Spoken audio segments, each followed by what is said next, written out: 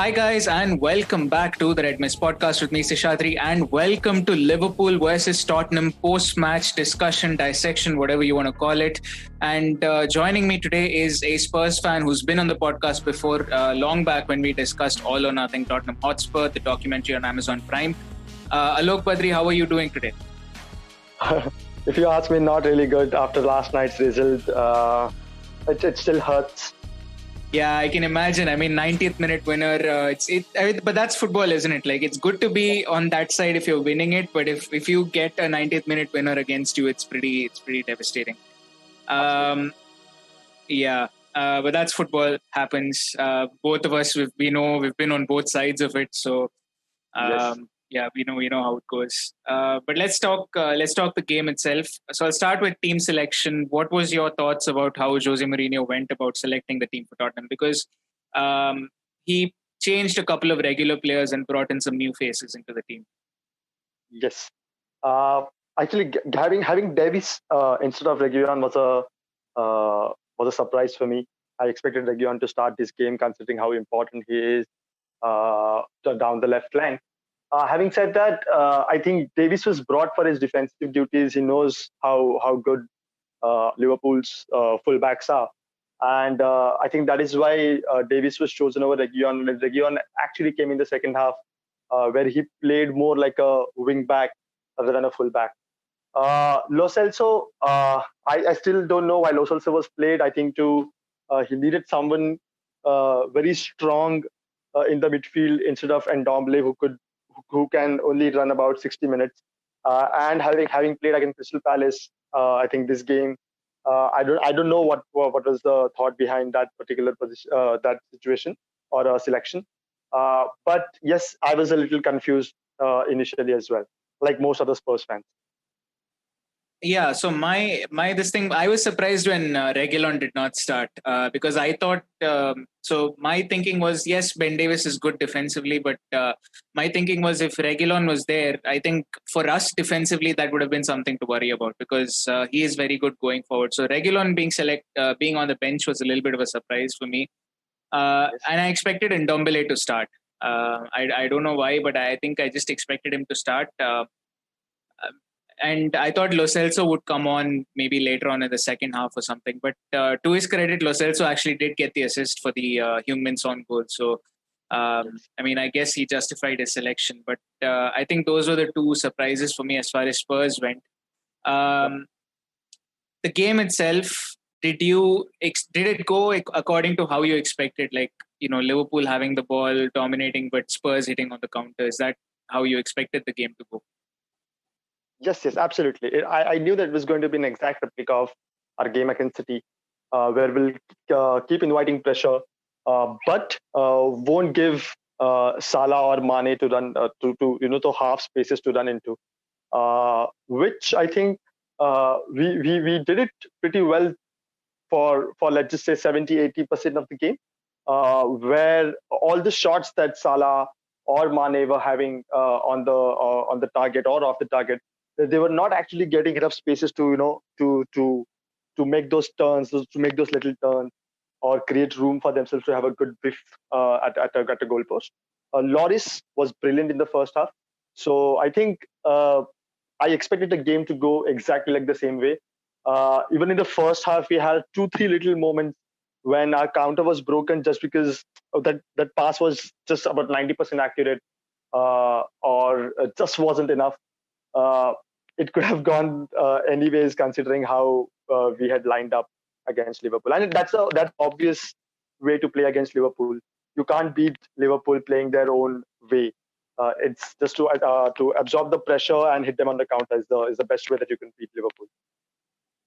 Yeah, and I thought during the game, I remember saying at halftime that the that Spurs looked dangerous on the counter. Like I think there was one where it was a 2-on-1, and there was a pass to Harry Kane which was just under hit, so Curtis Jones could come and intercept the pass. But otherwise, I think if that pass was better, then I think Harry Kane was through on goal. Yep. So yeah, I mean, first half was very Spurs-esque performance in the first half. I expected the same sort of game as well that they played against City, and I thought I thought we had to make the most of our chances. And you're right. Lloris had a good game.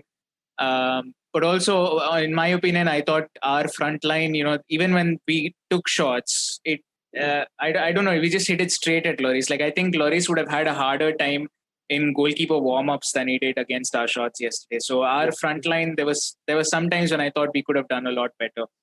Yes. That's what I said. I mean, even against City, if you remember how we played against City, uh, the reason why most of these shots go to the goalkeeper is because they don't get enough space to hit it anywhere else, and that is something that Mourinho has brought in the team.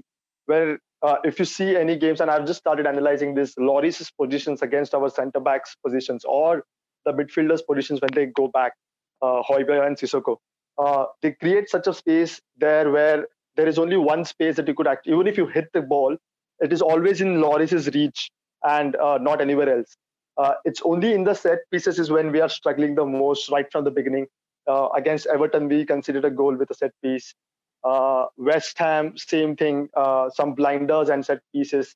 Newcastle set piece.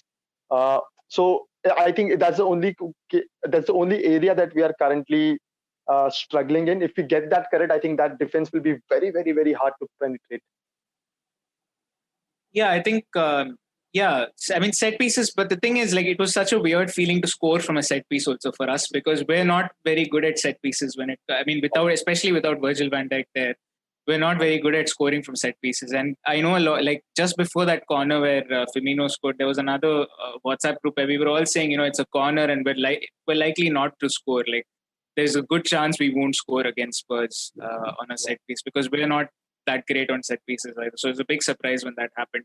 Right. But before, let's keep the winner for the end. Let's focus on the game itself. Yes.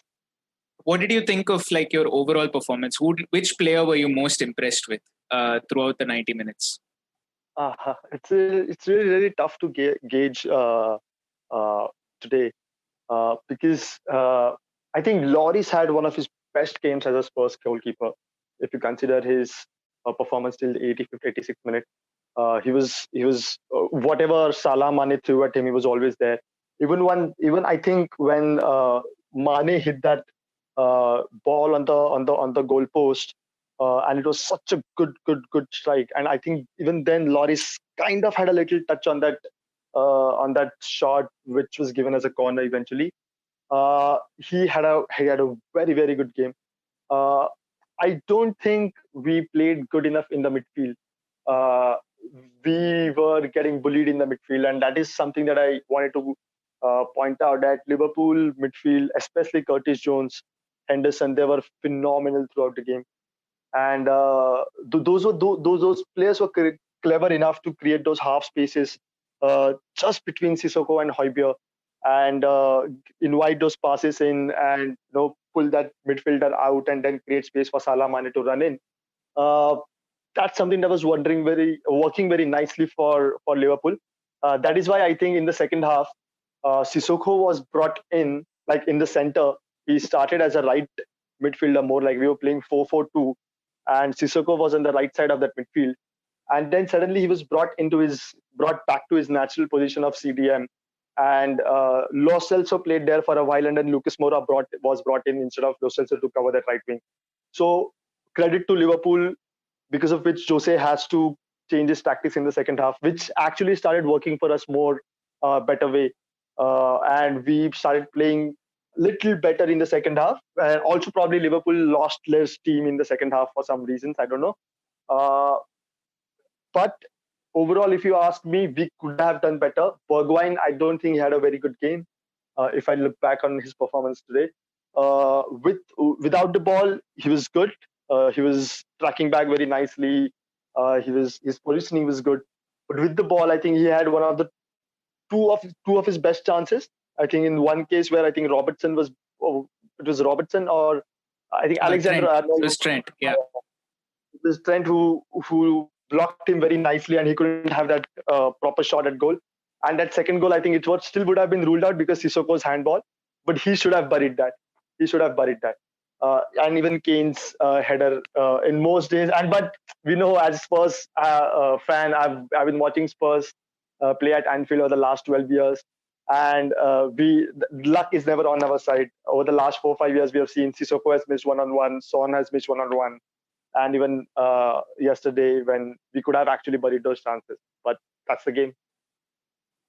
Yeah, definitely. I thought, Spurs played defensive, but when they had their chances, if they had taken it, then, it could have been a very different result. And yeah, I was going to mention Steven Bergwijn in this regard only because I thought he had a good game, but if it wasn't for his offensive inability to score yesterday, I thought he definitely had a good game otherwise. But uh, let's talk Son Heung-min and the goal that there are some Liverpool fans claiming it's offside, and I saw the replay. Initially, I thought it was offside, and I was pretty much screaming at the referee saying, "Why? How is that not offside?" But I was watching an NBC stream, and they showed the line, and Reece Williams' back foot plays him clearly onside. So for me, that's immediately when I saw that, I was like, "Okay, it's a proper goal. That's fine." But so for me, that wasn't the controversial moment. But do you think that VAR, like, it takes a little bit out of that celebration, like as soon as that goal goes in, because that's a very important goal for Spurs, because at that time Liverpool were leading 1-0 and this was the Yeah. equalizer. So do you think VAR takes a little bit out of that? Yeah, of course. Like all of us agree to this point that VAR does take a little out of that fun of scoring that equalizer. And imagine you score a winning goal against your bitter rivals, probably that win your league. I mean, imagine if Aguero has to wait for that Aguero moment to celebrate Yeah, I mean, you can't do it. But again, uh, you have to give something to get something. We have been crying out loud for the last few years that how subjectivity of the linesman or the referee shouldn't matter when the stakes are so high. And that is when I think when the technology is brought in, it's really difficult to get the real-time decisions, considering it's still in a nascent stage.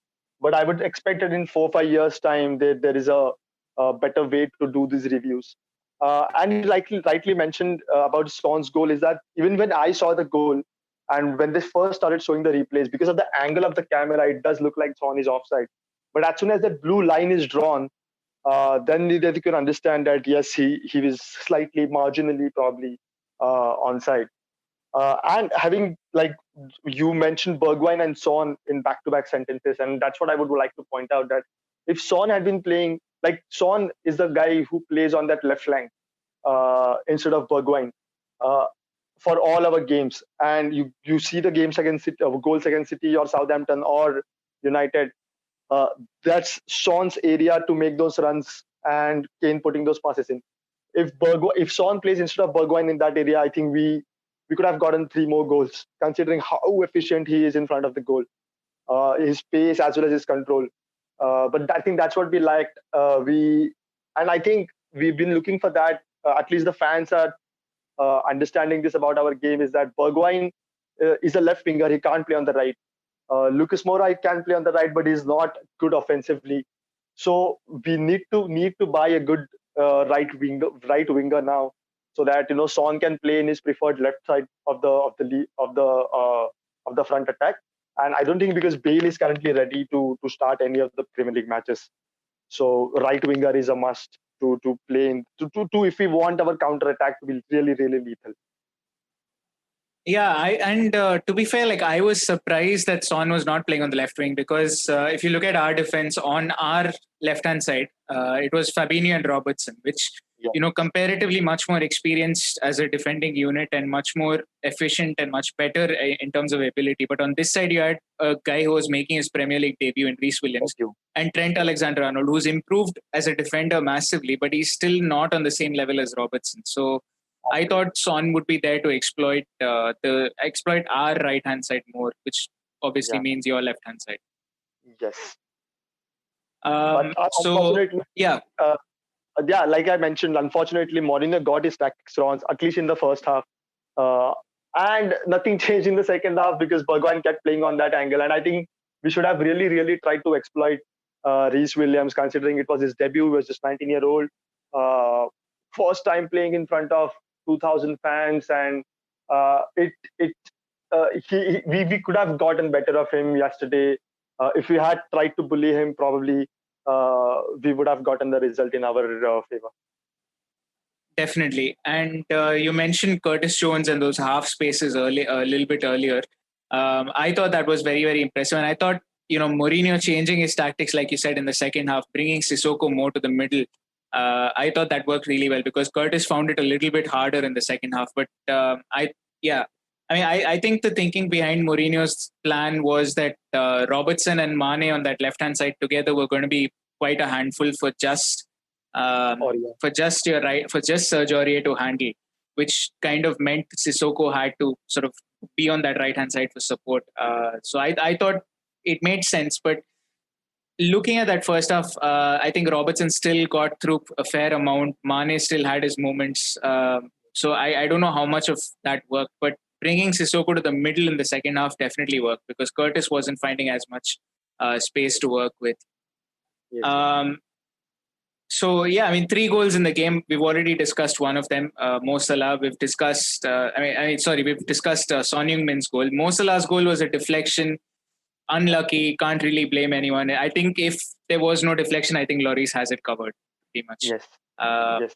So quite an unlucky goal in that sense. But the last goal, the Bobby Firmino winner. Let's talk through that. You mentioned set piece defending as a problem. Like, do you think it's the system, like the marking is not good or something like that, or is it just is it just inexperience, or what do you think is going wrong with Tottenham in set pieces?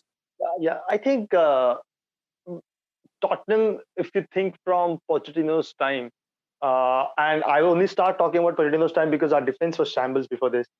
Pochettino's times when we actually had good results, and there was a time when over the 2 seasons we had the best defensive record and the best attacking record, etc.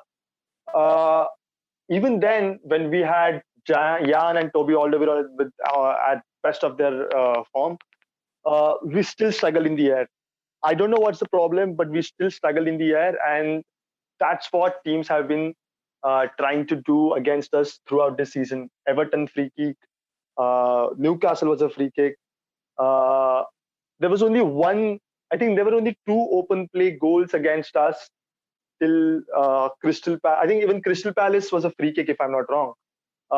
And it just keeps happening to us that we are either not good in the air or we lose a man in the box, which happened incidentally yesterday, where Henderson very, very cleverly blocked Dyer there, and it was, I don't know, I think it was Alexander-Arnold who made a run behind Firmino, which got Alderweireld a little confused as to whether to mark Firmino or the man behind, and he moves a little towards the man behind, which creates a space for Firmino to go into. And as soon as he sees the ball, he's onto it. Obviously, Dyer can't reach him then. Dyer had already fallen. Alderweireld can't reach him anymore. And Kane, he was right behind Kane, but obviously Kane didn't know what's happening behind him. I still don't know why at the 90th minute for the last corner, probably, we did not have any men on the post. If Kane stands on the post there, near post, probably he could have jumped and saved that goal. It was a brilliant header. I can't whine about that header. I mean, if any one of our players had scored that header, I would be screaming with joy. Brilliant header, and I think good thing for Firmino because he hasn't been scoring for a while now, and to score a goal at Anfield against 2,000 fans, with 2,000 fans present in the ground, it really looked special for him as the way he ran towards the Kop and celebrated. Yeah, definitely, and it was a pretty insane moment. I thought in a game that was very engrossing tactically. It was very nice to watch, and it wasn't, I guess, the most fluid football you'll ever see, but it was definitely nice to watch from a tactical point of view. 2 very opposing systems going at it. Now, Jose Mourinho said after the game that he thought the more deserving side lost. Yeah. Your thoughts on that? Because obviously you know what I think. I think you can guess. Yeah. But what are your thoughts? Do you think Tottenham deserved a win? I, I really, at this moment, I don't want to comment on who deserved it better, because what matters is who wins at the end of the day. There are two totally different systems playing against each other, so you really can't compare the systems and the stats and say, okay, that probably Liverpool deserved better because they had more passes in the final third, or they had better position, or Opta yesterday posted stats that Tottenham created actually more big chances than Liverpool, despite Liverpool having more shots on target than Tottenham. Two totally different styles of play, so you can't actually compare as to who deserved it better. Uh, Having said that, we did have a few chances, which on any other day we probably had buried, and probably gotten the result that we wanted. It wasn't to be. Mourinho is obviously going to say this. He's a master tactician, and he's a good mental coach, where he creates this narrative every year, where it's us against them, and he creates that fighting spirit within the team. And I think it's one of those days where he doesn't want to criticize their players. He's going to, I mean, at least in the press, out in the open, and he's going to keep telling them that, okay, don't listen to those news, don't listen to those stats, don't look at those numbers. Just believe that we were indeed the best team that day, despite Liverpool playing for one of the best footballing performances that I've seen from Liverpool this year, and yet we just deserve that win. I think that creates that feeling of hunger and fighting spirit within the team. So it's just one of those Jose Mourinho mental tactics, I believe. Yeah, I mean that makes sense. My thing was, we. I mean, like you said, I mean that's a fair point to make because these are two very opposing systems, and I think Jose's system is designed to exploit the weaknesses in systems like what Klopp plays or what Guardiola plays, where one team is so dominant, so attacking that defensively they can be vulnerable. So I mean, you're right. I mean, two different systems at play. Um, Now, obviously, this game puts Liverpool on top, but Tottenham are still in second place because Southampton and Leicester didn't capitalize on their games. Southampton drawing and Leicester losing. So, do you think now that 13 games have passed, which is pretty much 1/3 of the season done, Mhm. now that Tottenham are still in second place, do you think they are genuine title contenders, or do you think you have to wait till February, March, and if you're still in this position, then you can say, okay, Tottenham is right there?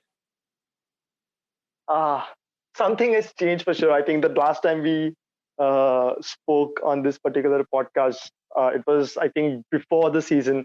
I think Everton hadn't, like, the first game hadn't even taken place, if I remember No, correctly. I think it was. I think it was just after the first game, if I'm not Oh yeah, wrong. it was Yeah, it was just after the first game. Yes. So at that moment, I was still like, we were still praying about Tottenham just making it to the top four, or still probably struggling at top five. And most people expected Arsenal to still to be in top six. So much has changed since then, and some new teams have come up. Some old teams have retained their places, and Tottenham have clearly exceeded expectations. If you had told me back then that from City, Chelsea, Arsenal, Liverpool, uh, those games coming back to back, essentially, that we would get win against City and Arsenal and draw against Chelsea and a loss against Liverpool, I probably would have taken. Uh, Sitting at this position, this loss actually feels like feels very bad, because I expect, like, I really believe that we could go to Liverpool and beat them after so many years. Uh, I still don't consider we are title favorites or title contenders. Liverpool, like I've mentioned in the podcast earlier, clearly title favorites for me. And yesterday they showed why. There are so many injuries. Matip didn't play yesterday. Uh, your uh, your signing this season, like everyone was looking forward to. He's not starting Thiago. anymore. Yeah, Yep, yeah. Thiago is not starting anymore. Van Dijk is obviously ruled out for the season, and obviously there are injuries throughout this team, right from the start. I mean, attack to the goalkeeper, and still they have maintained this position. Apart from the few hiccups in the beginning, they have clearly gotten over that bad phase. Liverpool still, for me, clear title favorites. can we challenge them for the title? I think, like you rightly mentioned, February, March is the right time for me to make any comments on that. But it's going to be an interesting title race for sure. And Jose and Klopp, I don't think we have seen that face off as a title race ever. So I think it's going to be really, really interesting.